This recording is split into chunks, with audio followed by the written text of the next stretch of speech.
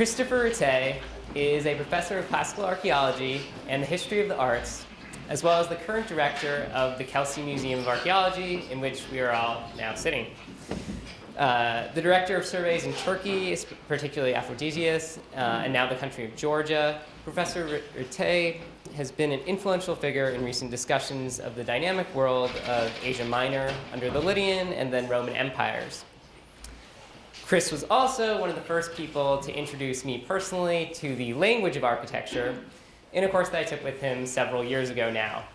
In fact, to tell the truth, he actually had us draft elevation drawings of Angel Hall so that its neoclassical grammar would be ingrained into our minds. It certainly has been in mine ever since. Ladies and gentlemen, Christopher Ratte.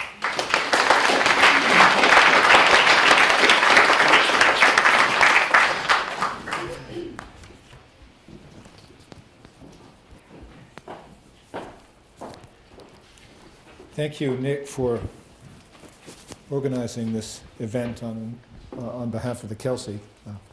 Thank you all for coming.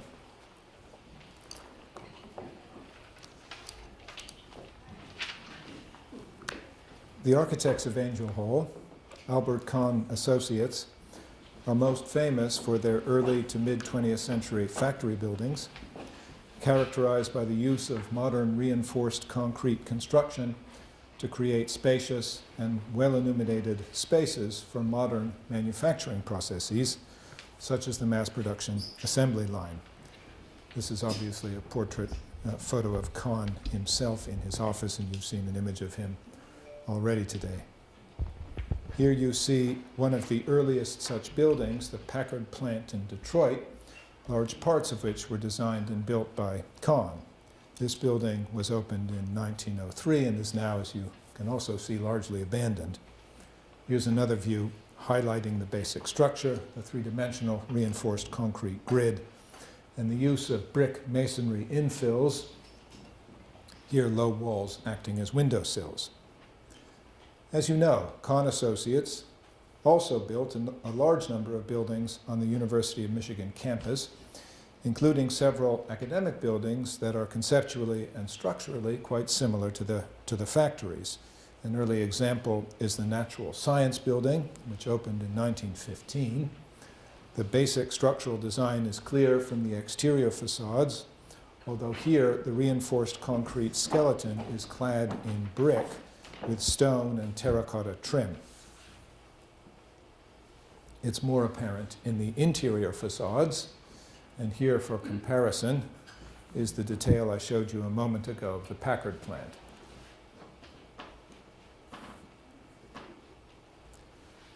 Angel Hall, completed in 1924-25, both resembles and differs from the Natural Science Building and others like it in interesting ways. Its principal, west facade, is clad in limestone instead of brick, and there is, of course, the monumental porch, which is the main subject of our meeting today. But in its basic structure, the building is a lot like a factory, and I will declare myself at the outset by voicing my opinion that this is the best thing about it. Here you see the part of Angel Hall that I know most intimately, the long corridor that runs the entire length of the second floor of the building. As you can see from the drawing on the left here, the floor has a very straightforward plan. The long spine of the inner corridor, flanked by a single row of classrooms and offices on both sides, all illuminated by large east and west facing windows. Here is one of those classrooms, still reasonably well lit at mid-morning with the lights turned off in spite of the truncation of the windows caused by the construction of a drop ceiling during renovations carried out in the mid-1990s. But the hallway is my favorite place because, again, in spite of the new materials and the introduction of the drop ceiling in the renovations, it's really very successful as a public space. It's a little bit like the corridor of a Greek stoa, perhaps slightly less elegant. There is no way anyone in the departments of classics or philosophy can go into his or her office in the morning or go out at any time of day without running into colleagues and students And I really do feel that the architecture of this space promotes communal feeling in important ways. Here, by the way, is a corridor and a classroom in the Ruthven Museums building, another Kahn product, to give you a sense of what the interior of Angel Hall looked like before the renovations. I never saw it, but some of you did. So let us now return to Angel Hall. The main elements of the west facade, apart from the porch, are the limestone cladding and the articulation of the facade with vertical pilasters. I'll show you a detail in a moment, that match the main vertical columns of the reinforced concrete skeleton. And then the frieze, cornice and attic on the top. Here's a detail of the northern half of the building. And the limestone veneer obviously carries with it all the monumental associations of stone architecture. The largely hidden east facade of the structure is faced in brick, like the Natural Science Building, and to my mind, the variety of materials articulates the basic structure of the building more effectively. The signature feature of Angel Hall is its monumental porch, as Kristen told us, apparently designed at least in part in response to powerful alumni who did not want the academic buildings they helped to pay for look like factories, but wanted them rather to have the formal dignity that columns give banks and courthouses in the neoclassical tradition, or that explains why it is used in advertisements such as this.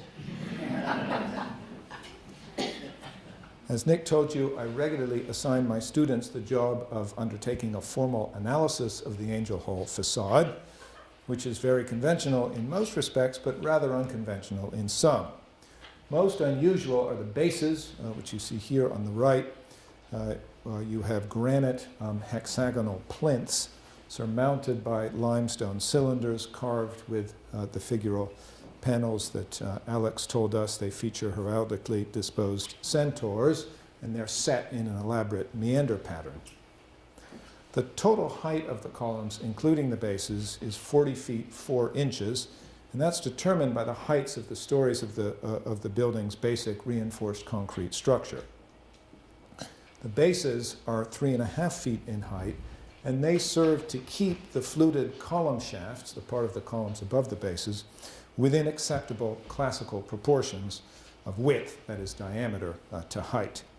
In the case of Angel Hall, this is 1 to 6.5, which is about as thin and tall as Doric columns of this order, ever get. By comparison, the proportions of the columns of the Parthenon are 1 to 5.48. It's interesting in this respect that the architects chose the Doric order for the facade, presumably because of its associations via the Parthenon with Athena, the goddess of wisdom. An alternative, which would have allowed for taller columns, would have been the Ionic order, used in the building most similar to the facade of Angel Hall, Temple Beth El in Detroit, which has now been converted from a synagogue into a church, with a carefully chosen New Testament inscription added on to the side facade to mark the change. The varied history of the Kahn buildings in Ann Arbor and Detroit are a subject for another workshop. The other unconventional architectural features of the facade of Angel Hall are the two attics that crown the porch. The attic is the technical term for these volumes, this one here, and then stepping back the one above. And they're both situated above the cornice of the entablature. So the entablature is this part. And the cornice is what you see running along here, and those details directly above the columns, those are lion's head spouts, water spouts. They're normally found on the eaves of a roof. Here they're obviously not functional. So when you have a building continue up above the cornice, that's what we call the attic. This is a feature normally associated with Roman arches or neoclassical arches, such as the Brandenburg Gate in Berlin.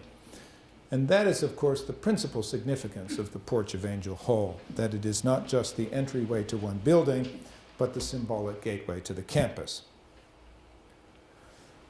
So how well does it work? Is it pompous and banal, or is it grand and uplifting? That's the kind of question that can only be answered in terms of personal experience. So here is my personal response. I grew up near a college campus, and from an early age, I was attracted to the several buildings on that campus that had classical facades and that seemed to me to serve as architectural buoys, marking a sure, if irregular, path from place to place across the grounds. And from an early age, I enjoyed the exercise of dissecting the architectural idioms of those facades in terms of their respective fidelity to or departure from classical precedent. Angel Hall is the first building that registered in my consciousness as a landmark when I visited Ann Arbor for the first time. This was to give a lecture in the fall of 1996, 10 years before moving here to take up academic residence in the classics department in Angel Hall. And it gives me great satisfaction that this building, which serves as the symbolic portal of the university, is largely given over to classics, philosophy, and English. In many ways, I would personally prefer an unadorned facade, which mirrored on the exterior what I like best about the interior of the building, or perhaps an engaged porch, like that of the Ruthven Museum's building, which you see here, and which punctuates, but does not interrupt, the irregular rhythm, the regular rhythm of the windows. But I still like Angel Hall. I like riding my bicycle in front of its long facade and walking from State Street toward its grand staircases, and in different weather playing catch and occasionally taking a nap beneath the great oak trees that dot the greens between the building and the street, or looking at it out the windows of my new office here in the Kelsey. There is, however, one modification that offends me deeply, and that you've all seen, and I'm sure it offends you too, and that is the insertion of handrails running up from the base of the steps toward the open spaces of the columns. It's really a crime against architecture to place any permanent feature on the central axis of a columnar facade. And the location of these handrails means that instead of climbing up the steps toward the open space of the columns, which anyone would naturally want to do, you have to climb toward the columns and then divert around them. I understand that the rails are there to help people who need support, and that they would not be very effective if they ran up to the columns and then stopped. But it would surely be possible to design railings that forked around the columns. I've actually written to the university architect about this to no effect. But Nick, you seem to be an unusually resourceful person, and if you were to take up this cause, maybe you would be more successful than I have been. I'll see what I can do. Time for a break.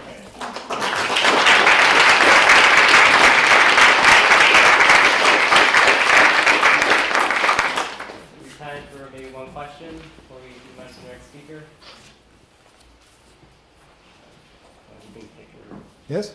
Chris, are the railings there to meet some local code, and could that be circumvented if in fact that's a good idea? For the railings, you know, I saw something today which I hadn't noticed before in Alex's slides, that the railings at Rackham, the Rackham building, unhook myself here.